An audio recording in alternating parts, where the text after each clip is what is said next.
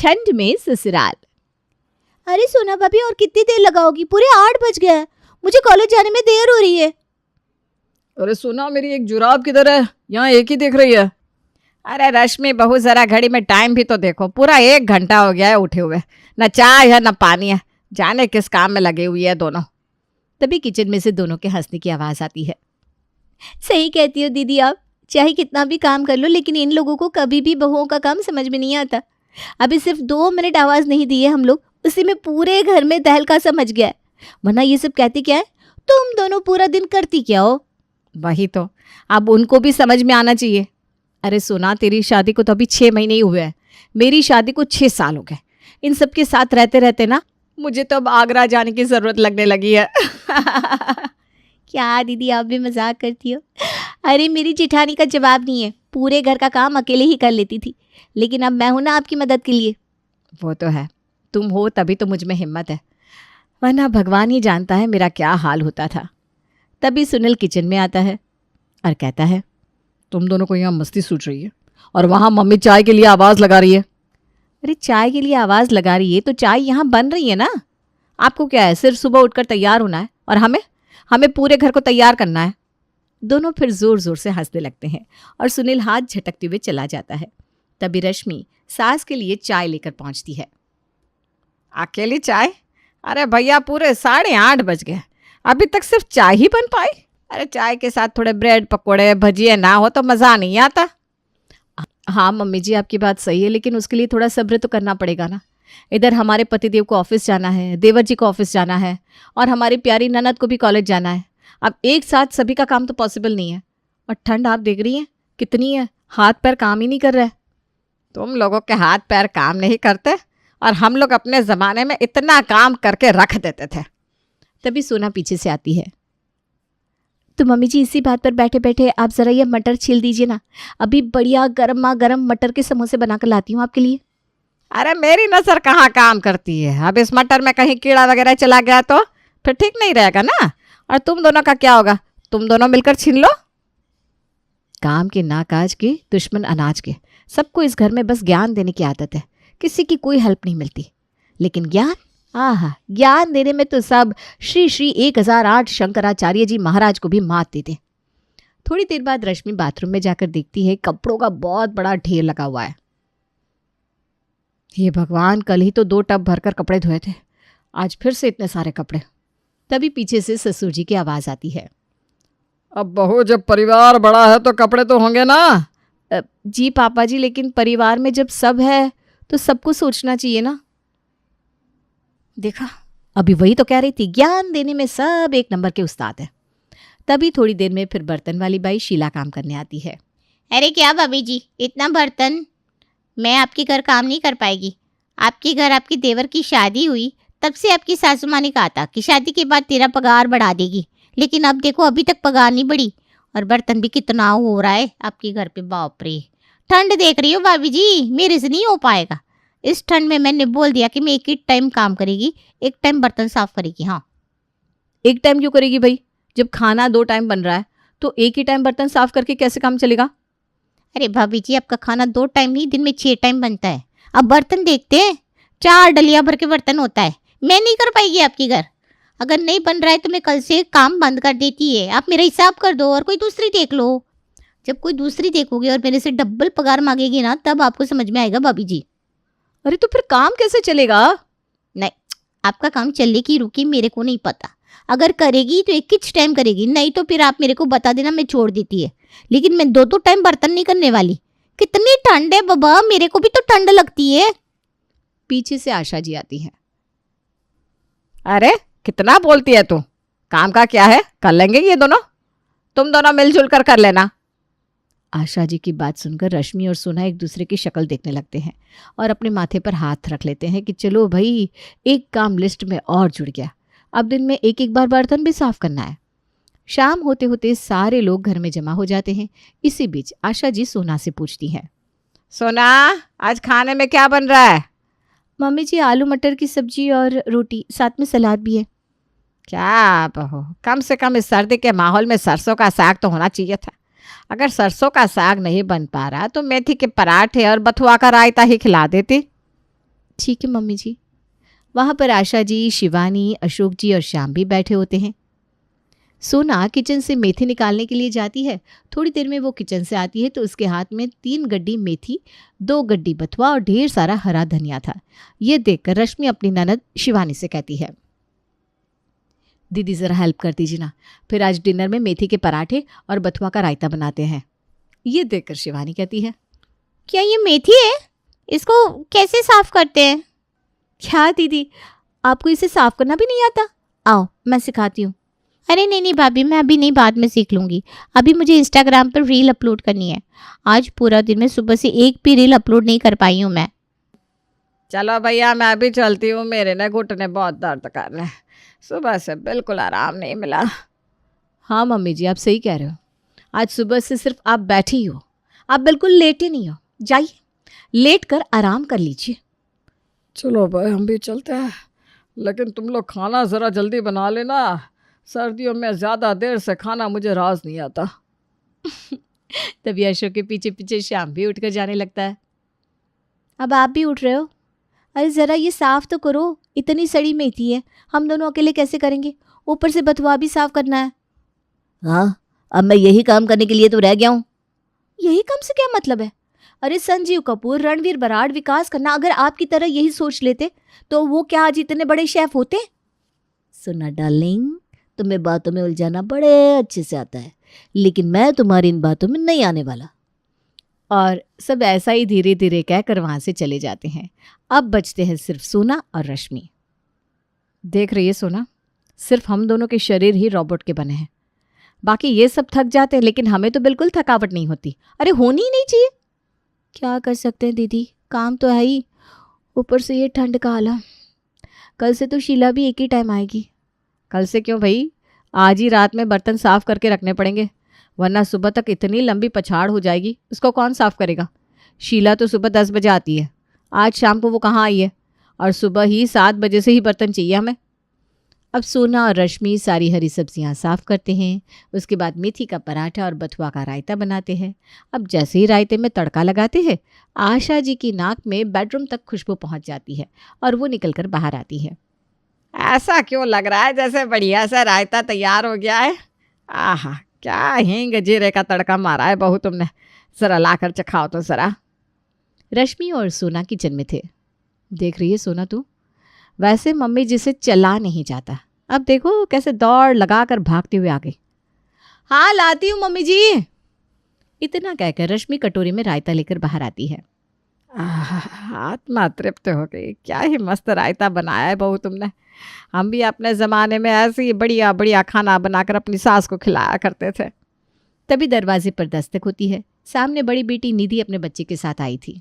Mummy देखो मैं आ गई। अरे वाह, ये तो बहुत ही बढ़िया किया तूने, एकदम ठीक समय पर आई है मेरी बिटिया रानी। ले चल बैठ कर मेथी के पराठे खा गर्मा गर्म। और दामाद जी कहाँ रह गए? वो बस अभी थोड़ी देर में आते होंगे मम्मी जी। एक्चुअली गोलू की भी क्रिसमस की छुट्टियां लग गई हैं और अब 3 दिन की इनकी भी छुट्टियां हैं, तो मैंने सोचा चलो मायके ही हो आऊँ। तभी आवाज़ सुनकर रश्मि किचन में सोना से कहती है, बहन अब कमर कस ले, असली खेल तो अब शुरू होगा। क्या हुआ दीदी, अभी मैं समझी नहीं। कोई नहीं, अभी तो खुद ही समझ जाएगी।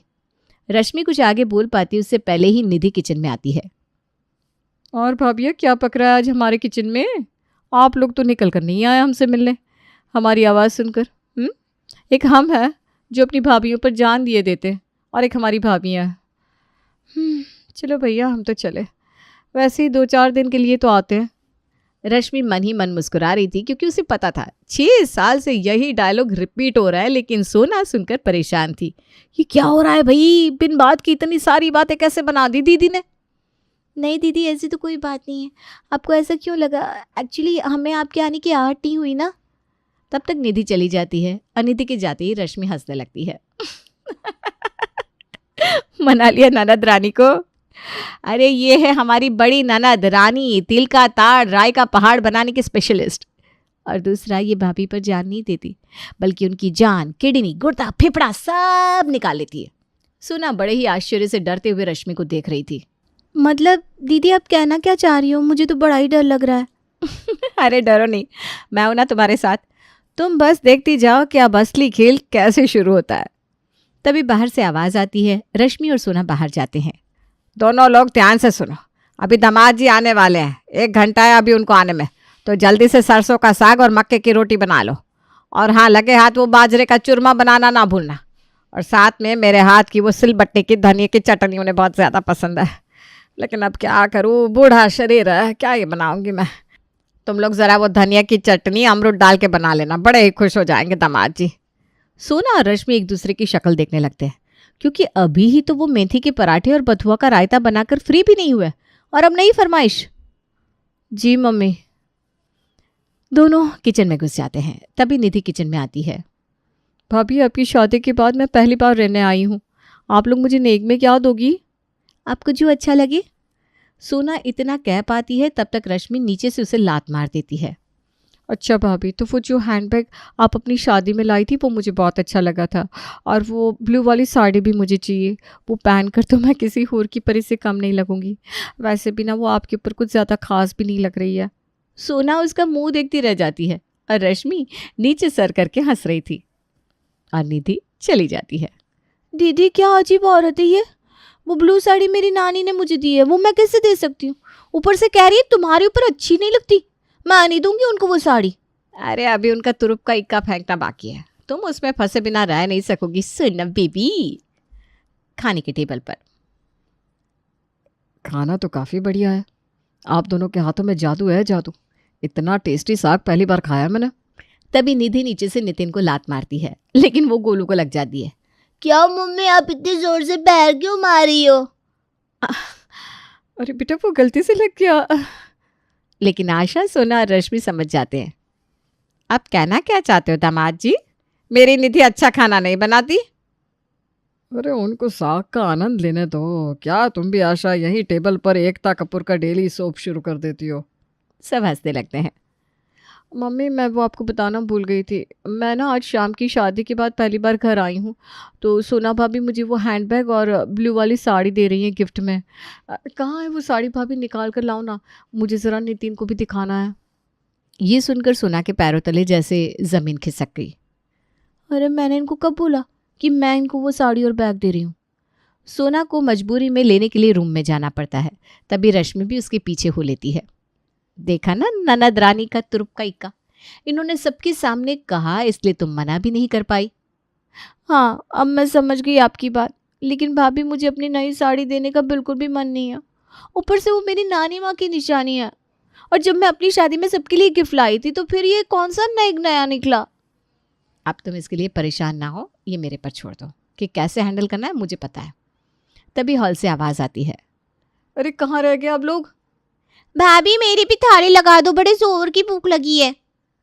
देखो, मैं इसी का कह रही थी और फरमान आ भी गया। लाओ, तुम ये साड़ी मेरे हाथ में पकड़ाओ और आगे चलो। सोना आगे जाकर खाना परोसने लगती है। रश्मि पीछे से साड़ी लेकर आती है। लो जी दीदी, आपकी साड़ी। हाँ हाँ, वहाँ रख दो, अभी मैं खाना खा लूँ, आप ना जल्दी से रोटियाँ लाओ। अब दोनों मेहमान नवाजी में लग जाती हैं और निधि भी साड़ी वहीं रखकर भूल जाती है। सब खाना खाकर अपने अपने रूम में रजाई में घुस जाते हैं और शुरू होता है बातों का दौर। लेकिन दोनों बहुएं तो किचन में ही लगी हुई थी। दीदी, बर्तन देख रही हो? हाँ सोना, मैं भी बर्तन ही देख रही हूँ। कितनी देर में साफ़ करेंगे ये? दीदी, करना तो है ही, चलो शुरू करते हैं। हाँ चलो। दोनों बर्तन मांजना शुरू करते हैं और पूरा 1 घंटा लगाकर बर्तन साफ़ करते हैं। उसके बाद किचन साफ़ करके फ्री हो रहे थे कि दीदी, बहुत जोर की ठंड लग रही है, अब खाना खाने की हिम्मत तो है ही नहीं, और ना ही अब इतनी रात को भूख लग रही है। एक काम करते हैं, हम दोनों 1-1 कप अदरक वाली चाय पी लेते हैं। सुनो सोना, मैं ना आज तुमको गुरु मंत्र देती हूँ, तुम अभी इस घर में नहीं हो ना। तभी सोना चाय चढ़ाती है और बाहर से आवाज़ आती है। अरे बहू, चाय बनाने के लिए अदरक कूट रही हो क्या? तो हमारे लिए भी बना लेना, यहाँ सब चाय के इंतज़ार में ही बैठे हैं। दोनों एक दूसरे की शक्ल देख माथे पर हाथ रखकर हंसने लगते हैं और चाय रेडी करके सबको पिलाती हैं। लेकिन वो साड़ी वहीं हॉल में रखी रह जाती है। अगले दिन ठिठुरती ठंड में पूरा घर सोया हुआ था, लेकिन दोनों बहुएं फिर से उठती है और किचन में अपना काम शुरू कर देती हैं और सबकी चाय पानी में लग जाती हैं। इधर दोनों ननदों ने अपने ढेर कपड़े धोने को दे दिए। शिवानी छोटी भाभी सोना के पास जाती है। भाभी आप कपड़े धो रही हो क्या? हाँ दीदी, धोने ही जा रही हूँ बस। अच्छा भाभी प्लीज़ आप मेरे ये कपड़े धो देना, मेरे कॉलेज में परसों पार्टी है। और ये वाइट वाला ना अलग से धोना, क्योंकि कहीं कोई दाग ना लग जाए। और ये वुलन क्लोथ्स इजी के पानी में धोना। ये सब सुनकर सोना का सर चकराने लगा। एक तो यार वैसे इतनी ठंड लग रही है, ऊपर से ये इतने तरह के कपड़े देगी जिनको अलग अलग तरह के पानी में धोना पड़ेगा। तभी बड़ी ननद निधि भी आती है।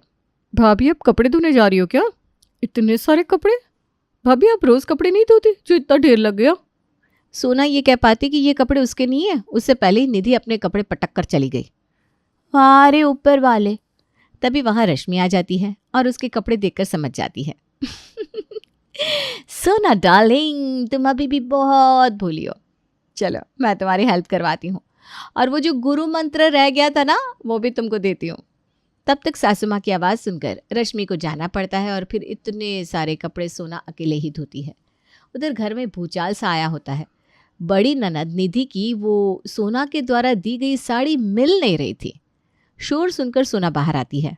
क्या हुआ दीदी, अब परेशान क्यों लग रही हैं? अपना ज़्यादा भोली बनने का नाटक मत करिए। आपने जो साड़ी मुझे दी थी वो कहाँ गई? मतलब दीदी, मैंने तो वो साड़ी वहीं रखी देखी थी जहां आपने रश्मि दीदी को कहा था रखने के लिए। अरे तो फिर कहाँ चली गई साड़ी? थोड़ी देर में शोर शांत हो जाता है और सब वो साड़ी के बारे में भूल जाते हैं। 2 दिन बाद निधि भी अपने ससुराल चली जाती है। फिर रश्मि एक दिन सोना को अपने साथ अपने कमरे में ले जाती है। क्या हुआ दीदी, आप मुझे यहाँ क्यों ले आई? अरे 1 मिनट बैठो तो सही। और फिर सोना को निकालकर उसकी साड़ी देती है। सोना चौंक जाती है। ये क्या दीदी, ये साड़ी आपको पता था, फिर आपने बताया क्यों नहीं? अरे धीरे बोलो, दीवारों के भी कान होते हैं। दोनों हंसने लगते हैं। इस साड़ी को संभाल कर रखो, ये तुम्हारी नानी की निशानी है ना। और हाँ ना कहने की आदत डाल लो सोना, यही इस घर में रहने का गुरु मंत्र है।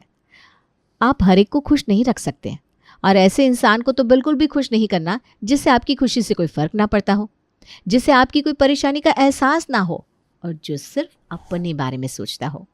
ये साड़ी वहाँ पड़े मैंने देखी थी तो उठा ली, अब उनको वापस नहीं देना, समझी? और फिर ये ठंड का क्या है, ये तो धीरे धीरे चली ही जाएगी।